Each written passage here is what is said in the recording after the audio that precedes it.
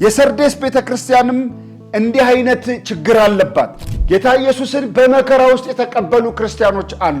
ክርስቶስ ኢየሱስን በተቀበለችበት በመጀመሪያው ወቅት ታላቅ የሆነ ስደትን አስተናግዳለች። እንዲሁም ታላላቅ የሆኑ የእግዚአብሔር ሰዎች በዚያች ቤተክርስቲያን ውስጥ ተነስተዋል።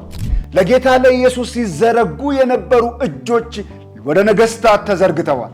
ለጌታ ለኢየሱስ ሲንበረከኩ የነበሩ እግሮች ወደ ቤተ መንግሥት ፈጥነዋል። ኢየሱስ ግን ምን አለ? እኔን መንፈስ ቅዱስ ታውቃላችሁ፣ ኢየሱስን የሚያከብር የእውነት መንፈስ ነው። መንፈስ ቅዱስ ስለ ክርስቶስ ኢየሱስ የሚነግረን የእውነት መንፈስ ነው። ይሄንን የሚሰጥ ሌላ አካል አይደለም። መንፈሳዊ ምውትነታችንን በሕይወት የሚለውጠው ራሱ ጌታ ነው።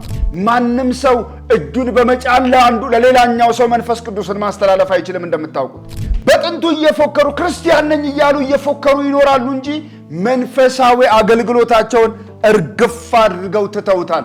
በጌታ ፊት የሞቱ ሆነዋል። በቃል ክርስቶስ አለ፣ በተግባር ግን ተረስቷል። የእምነት ልምምዱ አለ፣ ሕይወት ግን የለውም። ውጫዊ የሆነ የአለባበሱ ስርዓት የደመቀ ነው።